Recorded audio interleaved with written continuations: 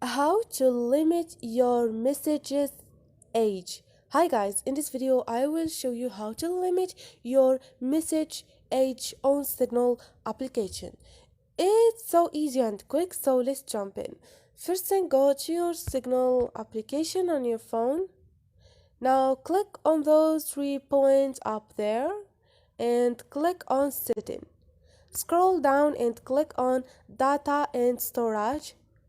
And now you have manage storage, click on it, and you have message history, keep messages, click on it, and you choose forever, 1 year, 6 months, 30 days. For example, I choose 30 days, or click on, and they're gonna delete older message. They will permanently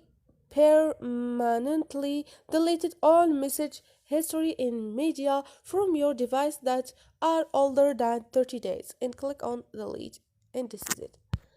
So this is it guys, hope this video was helpful to you, and if you liked the video don't forget to subscribe and like.